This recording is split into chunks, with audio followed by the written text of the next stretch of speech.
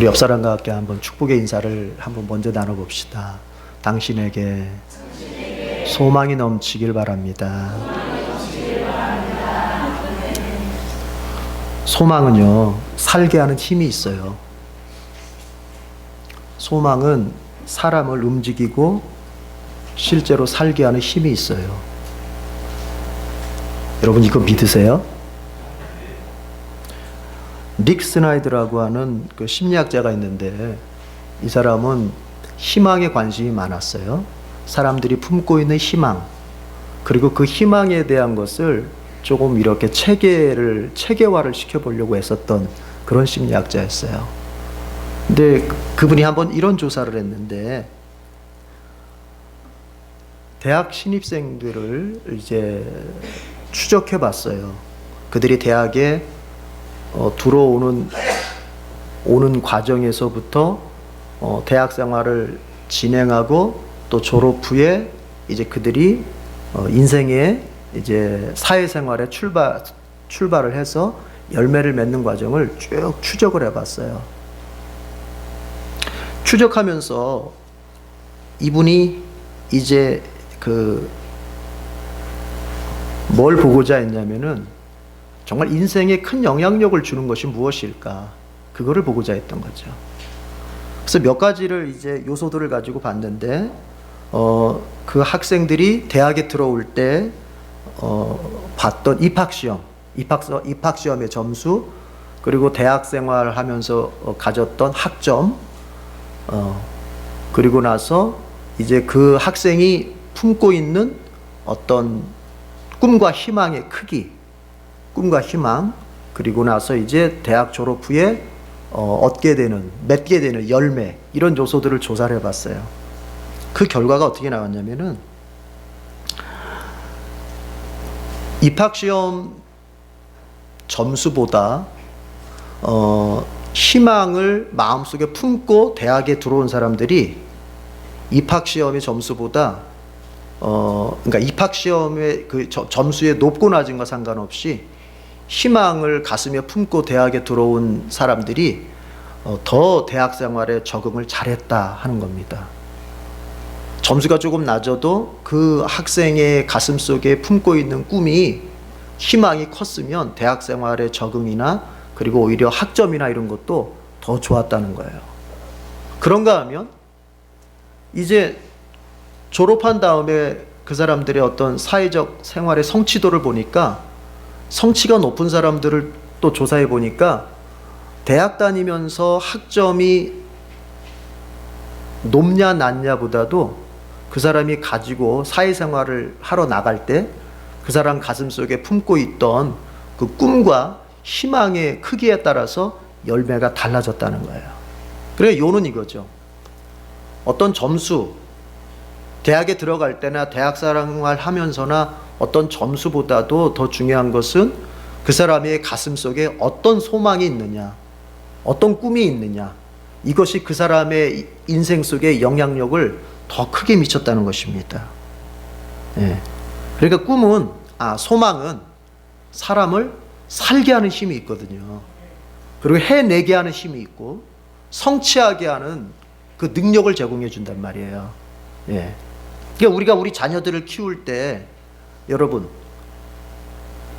단순히 기계적으로 공부만 잘하는 아이로 키우는 것이 아니라 그 가슴 속에 활화산처럼 꿈이 폭발하고 소망이 폭발할 수 있는 사람으로 키워야 돼요.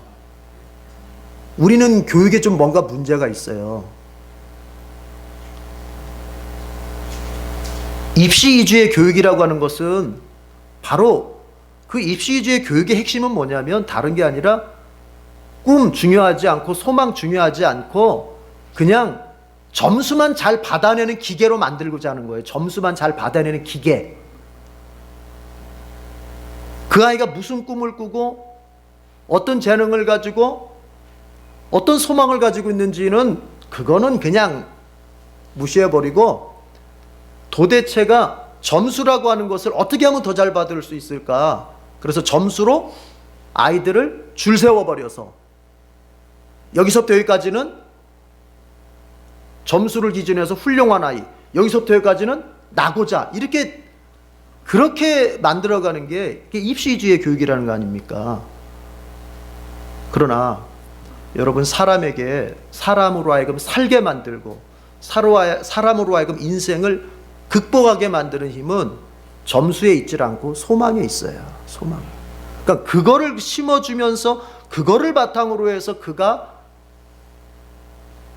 그 소망을 통해서 왜 공부해야 되는지에 대한 동기부여가 되면서 이제 공부를 해나가는 가운데 좋은 성적도 받아야 되는 것이지, 그거는 그냥 집어쳐버리면서 야, 판검사가 대접받는다, 의사가 대접받는다, 앞으로 밥 벌어 먹으려면 이런 거 해야 된다.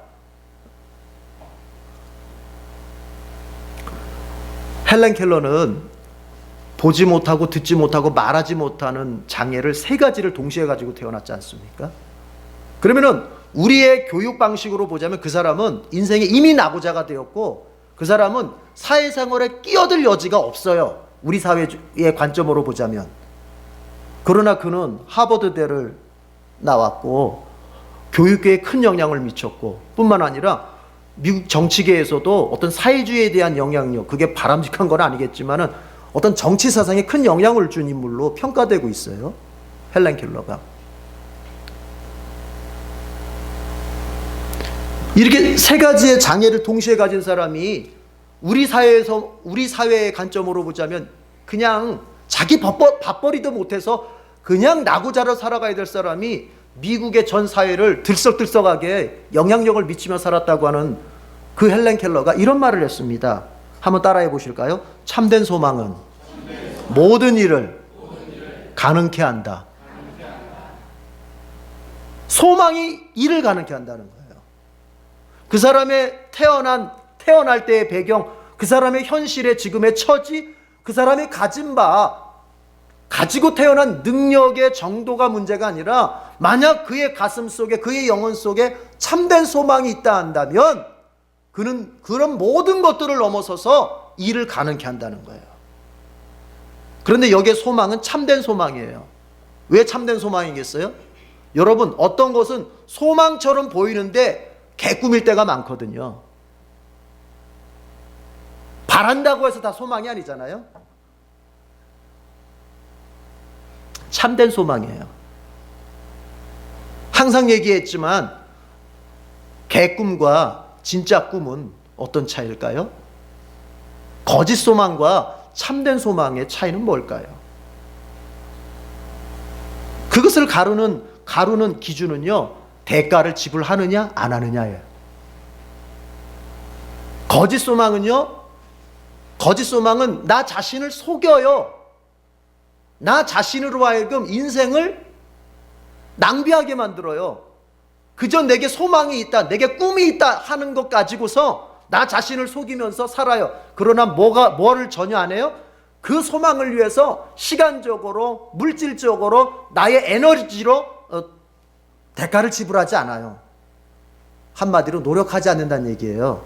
그러나 참된 소망은요, 그것이 진짜 나의 참된 소망이면 그 사람은 그것을 위해서 나의 절제할 것을 절제하고 투입할 것을 투입하면서 애쓰고 노력하게 돼 있는 거예요. 바울이 말했습니다. 이기기를 원하는 자는 모든 일에 절제한다 그랬어요. 그것은 뭐냐? 이기는 것이, 내가 만약에 어떤 분야에 이기는 것이, 승리하는 것이, 내가 해내는 것이 목적이라면 그것을 위해서 다른 일들에 대해서는 절제할 수 있어야 돼요. 아니, 어떻게 놀고 싶은 마음도 성취하면서 어떻게 내가 성공해내는 것도 성취할 수 있습니까? 그럴 수는 없어요. 그래서 인생이 지혜로워야 돼요. 어떤 지혜냐? 시간 활용을 잘해야 되는데, 시간 활용을 잘하는 것은 뭐냐? 정말로 참된 소망에다가 나의 시간을 쓰는 거예요. 헛된 일에다 쓰지 말고. 여러분, 그리스도인을 한마디로 정의할 때 적절한 말이 뭘까요? 저와 여러분이 그리스도인인데 이 그리스도인을 한마디로 정의한다면 어떤 말이 적당할까요? 이렇게 우리가 정의해 볼 수 있어요. 그리스도인은 소망을 가진 사람들이다. 맞습니까? 그럼요. 여러분, 소망이 있습니까? 그리스도인은 소망을 가진 사람들이란 말이에요. 그리스도인에게 절망이라는 것은 잠시 잠깐 찾아올 수는 있으나 그 절망을 붙들고 사는 것은 어울리지가 않아요. 어울리지가 않아요. 이거 중요한 얘기입니다. 그리스도인이면서 두 어깨가 처져 있고 그리스도인이라 말하면서 그저 삶에 대해서 비관적이고 원망하고 삶에 대해서 뭐 뒤에 얘기하겠지만 정말 비관적으로 사는 것, 절망의 모습으로 사는 것은 어울리지가 않는 모습이에요. 그것은. 왜냐? 그리스도인이라는 자체가 그 사람은 따라합시다. 소망을 가지고 있는 사람들. 진짜 가지고 있어요. 우리 옆 사람 축복합시다. 당신은 소망을 가진 사람입니다. 아멘. 그게 그리스도예요. 그런데 이 소망은 두 가지 차원의 소망이 필요합니다. 첫 번째 차원은 뭐냐면 현세적 소망. 그리고 두 번째 차원은 내세적 소망이 있어야 돼요. 사람은 이 두 가지 소망을 가지고 있어야 돼요. 두 가지 차원에. 현세적 소망이라는 건 뭐예요? 현실을 살아가는 데에 품고 사는 단기적 소망이에요. 우리가 이 세상을 사는 데 있어서 필요한 소망이에요. 여러분, 요즘에 이제 대통령 후보자들이 여러 명이 나왔는데 그들의 소망이 뭘까요? 대통령 되는 거겠죠. 그래서 나를 뽑아달라, 내가 제격이다, 아니 나만 해낼 수 있다 하면서 막 자기 자신을 어필해요. 그리고 남에 대해서는 그 사람 되면 안 된다, 뭐 십몇 년 전에 책에 나왔던 사건까지 들춰내면서 이제 막 좋아요. 어쨌든 그 사람들에게는 현세적 소망이 있어요. 나 이거 될 거야, 나 이걸 얻을 거야, 나 이 정도까지 올라갈 거야, 나 이렇게 더 풍성해질 거야. 여러분, 그것이 필요한 거예요. 그게 없으면 사람은 현재를 살 수 있는 에너지를 공급받지 못해요. 그리고 그게 없으면 그 사람은 방탕하기가 쉬워요. 여러분, 방탕은 어디에서 오냐면 내가 가야 할 목표가 없이 가야 할 목표가 없이 시간을 헛되게 쓸 때 그 사람은 자연스럽게 방탕하고 타락하게 되는 거예요. 다른 게 아니에요. 그러니까 우리 아이들을 어떤 곳에 꽁꽁 묶어놓는다고 해서 타락하지 않는 게 아니에요. 네가 가야 할 길이 어디냐를 분명히 보여주면 애들은 방탕할 시간이 없어요. 그런 거거든요. 그걸 부모들이 가야 할 방향을 제시를 못 해주니까 애들이 그냥 그 남아도는 시간을 헛되게 쓰다가 방탕하게 되는 거죠. 자, 현세적 소망이 있어요. 이것은 현실을 사는 단기적 소망이며 이것은 현실의 삶을 열심히 살 수 있는 힘을 제공받게 됩니다. 여러분, 이게 있는지요? 있습니까? 옆에 사람 물어보세요. 현세적 소망이 있으십니까? 물어보시라고요. 현세적 소망이 있으십니까? 그 사람의 눈을 한번 쳐다보세요. 현세적 소망이 있는 사람은 눈이 반짝반짝 빛나요. 예배 하나를 드려도 막 눈이 초롱초롱해요. 어디 시간을 헛되게 써? 어떻게 예배 시간에 내가 헛되게 써? 어떻게 왔는데? 내가 하루하루를 어떻게 살아야 되겠는데? 이게 눈이 초롱초롱 빛나는 거예요. 제가 자주 얘기했죠. 저희 장인어른이 저를 사위로 선택했던 건 제가 다른 건 다 없었지만 뭐가 반짝반짝 빛났다? 눈동자가 반짝반짝 빛났다. 이 녀석이 뭔가 되긴 되겠구나 해서 뽑았다는 거예요. 소망이 있어야 돼요. 소망이 있는 사람은 눈동자가 반짝반짝합니다. 그런데 이 소망까지만 가지면 이건 불신자하고 다를 바가 없어요. 예수님 안 믿는 사람들도 이 정도 소망은 있어요. 아까 얘기했잖아요. 대통령 후보들 이 소망이 있다니까요. 뭐 한 명이 되겠죠. 나머지 13명은 이제 다 떨어지겠죠. 이 소망까지밖에 없으면 불신자하고 다를 바 없어요. 이제 믿는 사람에게는 현세적 소망을 가지고 있을 뿐만 아니라 더 높은 차원의 소망도 가지고 있어요. 그게 내세적 소망이에요. 영원을 바라보는 영원한 소망이에요. 그게 있어야 돼요. 여러분, 그 내세적 소망은 내 존재와 삶의 불안을 극복하게 만들어줍니다. 만약에 현세적 소망은 있어, 현실에서 잘 되고자 하는 소망은 있는데 그 사람 안에 영원을 바라보는 자기의 근원적인 소망이 없으면요, 어떻게 되는 줄 아세요? 만약 그 사람이 현실에 실패하게 되잖아요. 여러분, 우리는 누구라도 현실을 잘 살다가도 잘못될 때 있어요, 없어요? 있어요. 어려움 겪을 때 있어요, 없어요? 있어요. 실패할 때 있어요, 없어요? 있어요. 그러나 만약에 내세적 소망이 없이 현실적 소망만 가진 사람은 현실을 살다가 뭐가 좀 잘못되거나 내 뜻대로 안 되거나 만약에 실패까지 경험하면 완전히 인생이 절망되고 두려워지게 됩니다. 어찌할 바를 몰라오게 되는 거예요.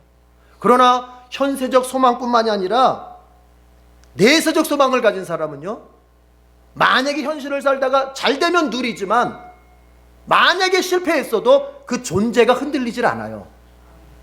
존재가 흔들리질 않아요. 문제는 내 존재가 흔들릴 때 문제가 되는 거예요. 여러분, 또 현세적 소망만 있고 내세적 소망이 없는 사람은요, 만약 현실에 성공한다고 해봅시다. 교만해져요. 자기가 최고인 줄 알아요. 자기가 우주의 중심인 줄 알아요. 교만해져요. 그리고요, 그 교만이 반드시 낳는 열매가 뭔지 아십니까? 이제 허무함이에요. 교만은 올라가는 거거든요. 인간은 끝까지 올라갈 수 없습니다. 어느 때인가는 떨어질 수밖에 없어요. 올라갔다가 떨어지는 순간 허무해지는 거예요. 내가 분명히 잡았던 것 같은데 나중에 보니까 손에 잡힌 것이 아무것도 없는 거예요. 허무해지는 거예요. 이게 내세적 소망이 없고 현세적 소망만 있는 사람의 삶의 모습이에요. 그래서 그리스도인은 두 차원의 소망이 있어야 돼요. 현세적 소망, 현실을 살아가는 데 필요한 소망이 있고, 또 내 존재 근원에 대해서 갖는 내세적 소망이 있어야 돼요. 여러분, 다시 한번, 오늘 자주 하네요. 다시 한번 축복합시다. 당신에게 두 가지 차원의 소망이 있기를 바랍니다. 오늘 본문을 보면요, 베드로는 그리스도인의 소망에 대해서 말하고 있습니다. 자, 3절 4절을 먼저 같이 한번 읽어볼게요. 오늘 본문 3절 4절 다 같이 시작. 우리 주 예수 그리스도의 하나님 아버지께 찬양을 드립시다. 하나님께서는 그 크신 자비로 우리를 새로 태어나게 하셨습니다. 그리하여 그는 죽은 사람들 가운데서 예수 그리스도가 부활하심으로 말미암아 우리로 하여금 산 소망을 갖게 해주셨으며, 썩지 않고 더러워지지 않고 낡아 없어지지 않는 유산을 물려받게 하셨습니다. 이 유산은 여러분을 위하여 하늘에 간직되어 있습니다. 아멘. 베드로가 이렇게 말합니다. 하나님은 자신의 자비함 속에서 우리들을 거듭나게 하셨다는 거죠.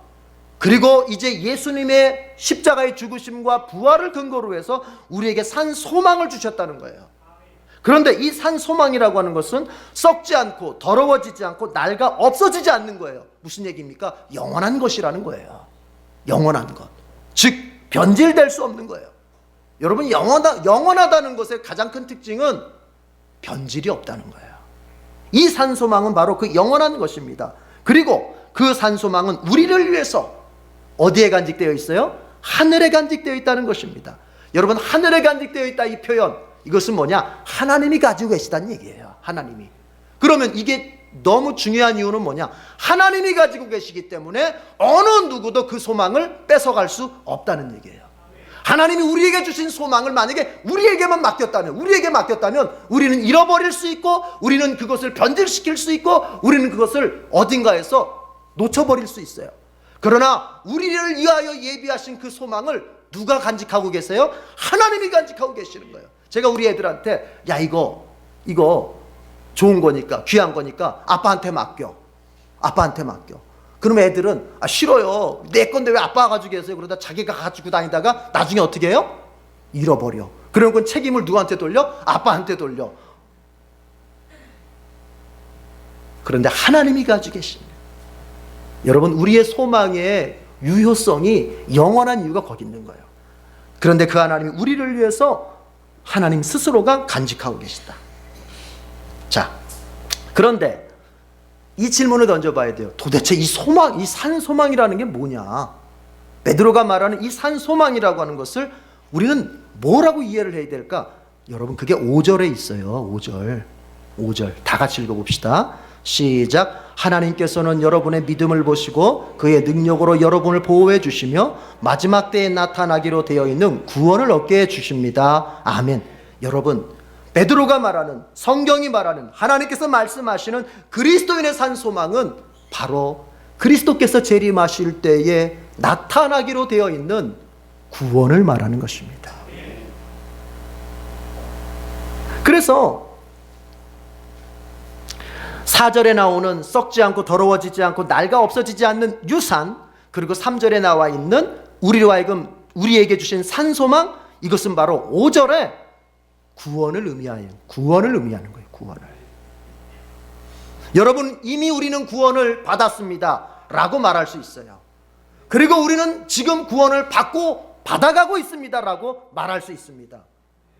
그리고 우리는 또 이렇게 말할 수 있어야 됩니다. 우리는 앞으로 구원을 받을 것입니다 라고 말할 수 있어야 돼요. 제가 여러분에게 잘 얘기해 드렸죠? 구원은 이렇게 세 가지의 시제를 안고 있다.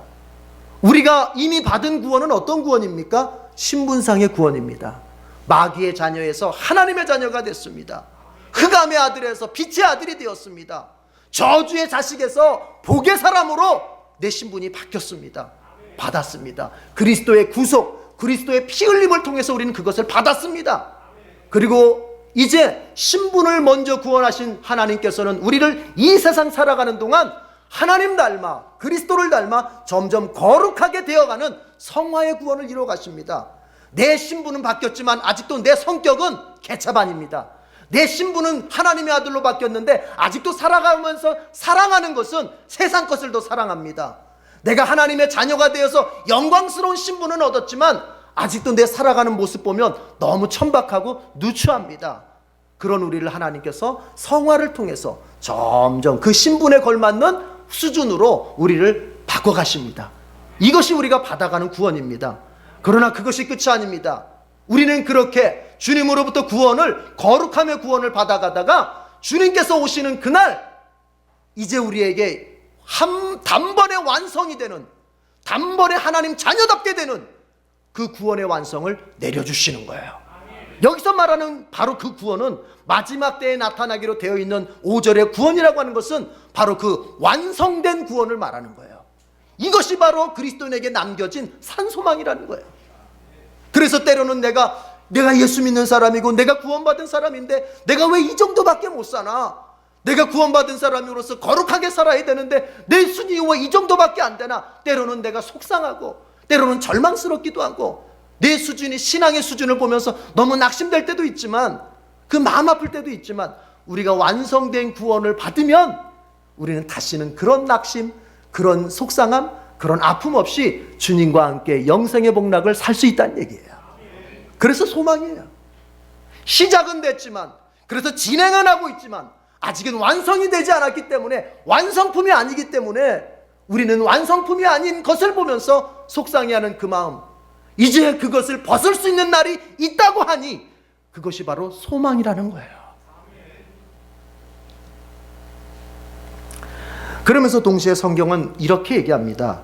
산 소망을 가진 사람이라도 현실을 살아내는 것은 그렇지 녹록지 않다. 그렇게 쉽지 않다.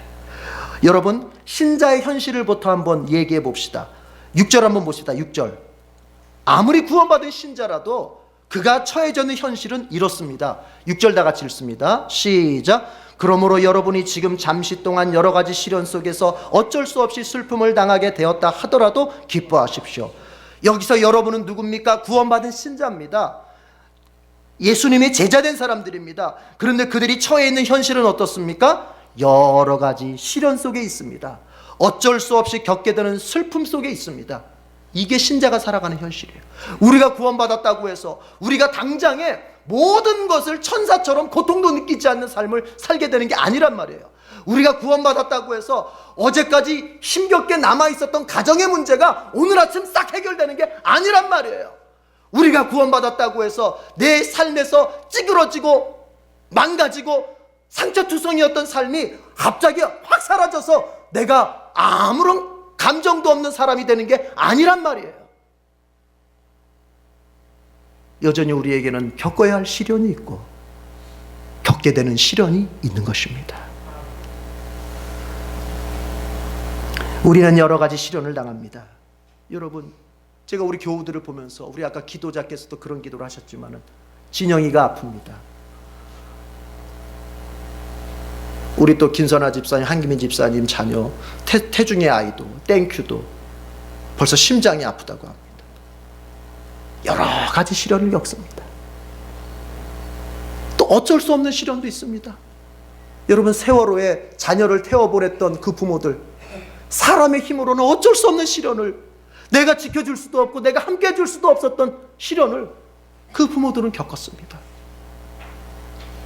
우리가 신자임에도 불구하고, 제가 교계신문을 보니까 전도사님, 우리 교단 전도사님 한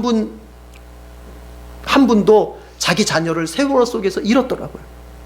그래서 부활절 아침을 기다리면서라고 글을 썼더라고요. 신자예요. 주의 종이에요. 기도하는 사람이에요. 예수님 너무나 사랑하는 사람이에요. 그렇지만 어쩔 수 없는 시련 앞에서 마음 천갈래 만갈래 찢어지는 경험을 하고 있습니다.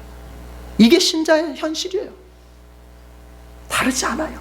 그러니까 제발 어디 가서 예수 믿으면 여러분 만사 형통만 있다고 말하지 마세요. 그렇지 않아요. 아픔이 있고 어려움도 있고 고난이 아직 남아있어요. 그런데 그 현실이 또 다가 아닙니다. 그 현실의 시련 속에서 하나님의 일하심이 있다고 가르쳐주는 게 오늘 본문이에요. 자, 하나님의 일하심이 있어요. 여러분, 그 일하심의 내용들을 한번 볼 텐데, 두 개만 볼 텐데, 먼저 7절을 같이 읽어보겠습니다. 하나님께서 일하시는데 그 시련을 재료로 하셔서 어떤 일을 하시느냐. 7절 다 같이 읽습니다. 시작. 하나님께서는 여러분의 믿음을 단련하셔서 불로 단련하지만 결국 없어지고 마는 금보다 더 귀한 것이 되게 하시며, 예수 그리스도께서 나타나실 때에 여러분에게 칭찬과 영광과 존귀를 얻게 해 주십니다. 아멘. 하나님께서 우리의 시련 속에서 일하시는데 어떠한 일을 하시냐면 그 시련을 통해서 우리의 믿음을 단련시킨다는 것입니다. 이게 중요합니다. 여러분, 단련되지 않는 믿음은 사탄에게 싸워봤자 지게 돼 있어요. 단련되지 않는 믿음은 끝까지 달려가기가 어려워요. 여러분, 훈련이라는 건 뭐예요? 계속 얻은 것을 갖다가 계속 반복하는 가운데서 더 강화시키는 거예요. 강화. 우리의 믿음은 강화되어야 돼요. 예수님을 영접했다고 해서 다가 아니에요. 그건 아직 말랑말랑한, 아직도 넘어지기 쉽고 한 번 맞으면은 쓰러지기 쉬운 연약한 믿음이에요. 그 믿음을 어떻게 해야 돼요? 강화시켜야 되는 거예요. 강화. 그런데 하나님께서 그 우리의 믿음을 단련시키는 방법으로서 뭘 사용하신다? 시련을 사용하시는 거예요. 제가 우리 김선아 집사님, 한기민 집사님 신방하면서 땡큐가 많이 아프지만 이것이 하나님께서 두 분 집사님을 더 가까이 부르시는 하나님의 사랑의 음성입니다.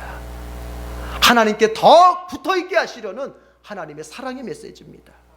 그러니 그 아픈 것만 쳐다보지 말고 오히려 그걸 기도 제목 삼아서 그것을, 그 사건을 나의 하나님께 나아갈 수 있는 통로 삼아서 하나님께 더 가까이 기도하면서 믿음으로, 그랬을 때 우리 두 분 집사님이 아멘 하면서 비록 눈에서 눈물은 흐르지만 마음에서는 주님을 붙잡겠다고 하는 그 각오가 비춰졌어요. 그거예요. 이제 이 가정 속에 하나님께서 이런 시련을 주시지만 이 시련을 통해서 우리 두 분, 한기민 집사님, 김선아 집사님을 하나님께서 또 믿음 좋은 사람으로 세울 줄로 믿습니다. 여러분, 시련을 겪지 않은 사람은 믿음이 단련될 수가 없어요. 신앙을 통해서 시련을 겪어보지 않은 사람은 온실 속의 화초와 같아요. 지금은 믿음이 좋은 것 같죠? 지금은 기도하는 것 같죠? 지금은 예수 믿는 것 같죠? 여러분, 그러나 환난이 왔을 때에 진짜 그 사람의 신앙의 모습이 드러나는 거예요. 누구든지 시련이 없고 환난이 없을 때는 믿음 좋은 척 할 수 있고 내가 되게 신앙이 높은 척 할 수 있는 거예요. 그러나 시련 앞에서 어떻게 설 것인가?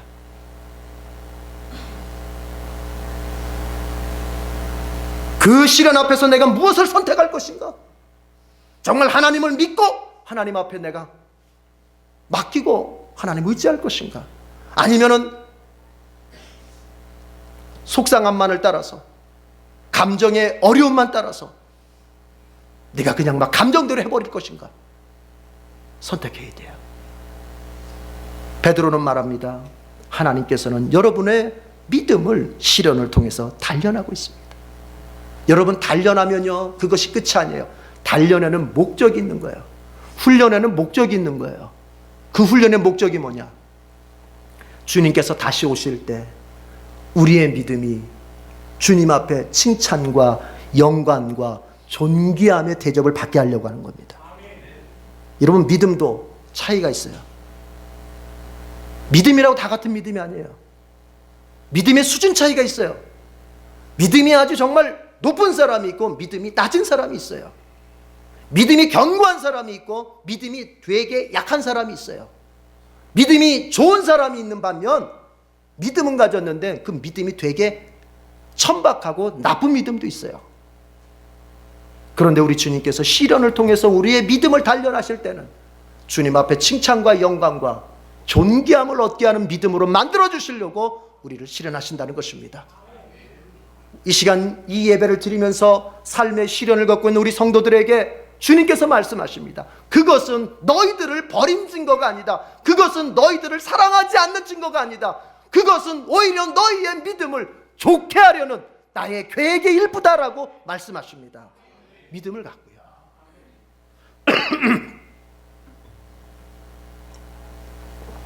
그래서 시련을 믿음의 단련의 기회로 잘 활용하셔서 여러분이 칭찬과 영광과 존귀를 얻는 그런 성도가 될 수 있기를 바랍니다.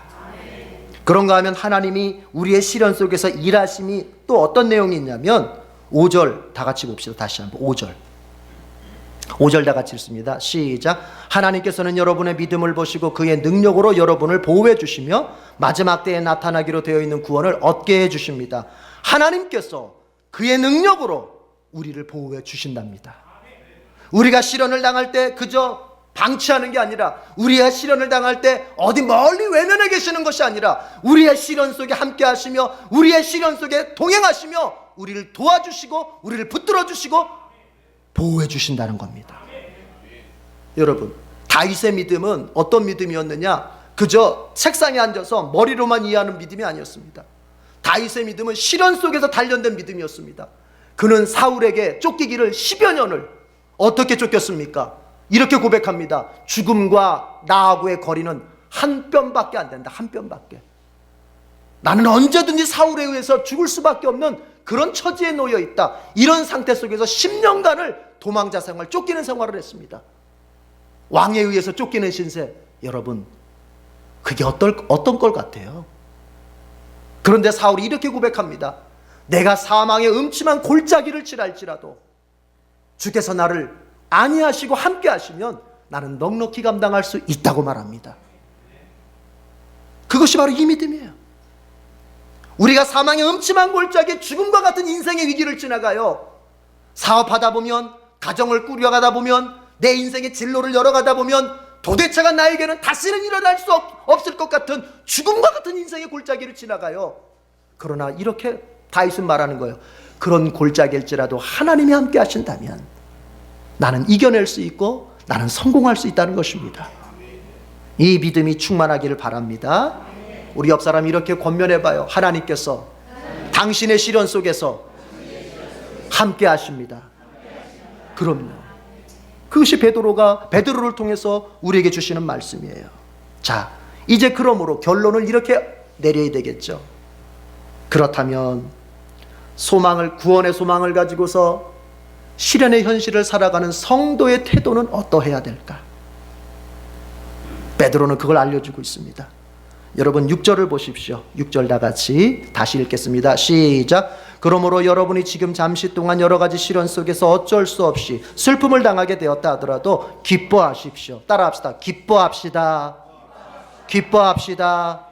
시련이 온 것은 아픈 것이요, 시련을 당하는 것은 슬픈 것이지만 그것을 어떻게 해석하니까, 은혜로 해석하니까 하나님이 나를 세우시고 하나님이 나를 단련하시고 하나님이 칭찬과 영광과 존귀를 얻게 하시는 그릇으로서 이 시련을 사용하신다고 은혜로 해석하니, 아하, 이것은 나 잘되라고 하시는 거구나, 기뻐할 수밖에 없다는 것입니다. 제가 우리 아이들 보면서 느끼는 게 그거예요. 이 녀석들이 언제쯤 철들까? 아빠가 때리는 회초리, 아빠가 한마디 하는 잔소리, 이제는요 우리 큰아들은요 이렇게 대들어요. 아빠는 잔소리가 너무 많아. 이렇게 대들어요. 그런데 여러분, 그 잔소리 속에 포함되어 있는 그 아빠의 애정을 읽을 수 있다면, 그 잔소리 속에 포함되어 있는 아빠의 그 마음을 조금이라도 이해할 수 있다면 여러분 그 아이가 견딜 수 있었을 것입니다. 하나님께서 우리에게 소망을 주신 분이 시련을 주셨을 때는 병 주고 약 주고입니까? 약 주고 병 주고입니까? 아니라는 거예요. 주님의 마음을 조금 이해해 보십시오. 이 시련 왜 왔을까? 분명한 것은 그 과정과 그 어떤 목적이 아직 그 의도가 완전하게 내게 이해되진 않더라도 한 가지는 분명합니다. 따라합시다. 나 잘 되라고. 그거예요. 그거 한 가지만 생각해도 우리는 기뻐할 수 있어요. 또 8절을 보십시다. 시련의 현실을 사는 성도의 바람직한 태도에 대해서 말하고 있습니다. 8절 다 같이 시작. 여러분은 그리스도를 본 일이 없으면서도 사랑하며 지금 그를 보지 못하면서도 믿으며 말로 다 표현할 수 없는 즐거움과 영광을 누리면서 기뻐하고 있습니다. 여러분, 우리만 예수님을 안 본 게 아니네요. 2000년 전 베드로가 목회했던 사람들 가운데서도 사람들도 예수님을 못 보고 믿었어요. 2000년 전에 살고 있던 사람들도 예수님 못 보고 하나님 못 보고 믿고 있어요. 그런데 여러분 어때요? 너희들이 보지 못했으면서 사랑하고 있고 보지 못했으면서도 믿고 있구나. 여러분 이게 진짜 믿음이에요. 뭘 자꾸 보려고 들어요. 뭘 자꾸 들으려고 들어요. 그러면 열광주의에 빠져요. 열광주의에. 신앙에서 제일 거절하는 것이 열광주의입니다. 감정만 있는 열광주의. 뭔가 자꾸 감정으로 하나님을 보려고 하는, 어디 감히 오염된 육신을 가지고 거룩하신 하나님을 보려고 한단 말입니까? 있을 수 없는 일이에요. 우리가 태양도 바라볼 수 없는 우리의 연약한 눈으로 태양의 광채보다도 더 빛나는 하나님을 보려고 한단 말입니까? 있을 수 없는 일이에요. 우린 믿음으로 봐요. 하나님이 살아계시고 그분이 나를 붙잡고 계시고 그분이 나를 저 완성된 구원으로 이끌고 가신다는 것을 우린 믿음으로 봐요. 그리고 그분을 사랑해요. 그리고 한번 따라합시다. 사랑하면 전합니다. 그런 거예요. 우리는 그렇게 살다가 주님 품에 안겨서 영광과 존귀와 칭찬을 듣게 될 것입니다. 시련이 있습니다. 그러나 여러분 낙심하지 맙시다. 우리 주님께서 그것을 통해서 우리를 세우시고 더욱이 그 시련 속에 우리 주님 함께 하십니다. 기도하겠습니다. 하나님 아버지 감사합니다. 우리를 구원하시고 우리를 점점 하나님 닮도록 인도하시고 우리에게 완성된 구원을 주시마 그렇게 약속하시고 계획하시니 감사합니다. 이 산 소망을 가진 사람으로서 우리가 정말 믿음으로 살아가긴 하지만 때로는 우리의 눈에 눈물이 떨어질 수밖에 없는 그런 어려움과 시련과 고난을 겪기도 합니다. 하나님이여, 그때조차도 우리의 믿음이 시들지 않도록 도와주시옵소서. 이 시련 속에 하나님 함께 하시고 이 시련을 통하여 오히려 우리의 믿음을 더 굳세게 세워가시는 하나님의 사랑의 의도를 발견하고 인내를 가지고 견디게 하시고 용기를 가지고 도전하게 하시고 주님께서 나를 들어 높이실 때까지 가만히 서서 하나님이 하시는 일을 볼 수 있도록 믿음을 주시옵소서. 우리 주님의 은혜가 오늘 말씀을 붙들고 세상의 삶으로 나아가려고 하는 우리 성도들에게 함께하길 바라며 예수님의 이름으로 기도드립니다. 아멘.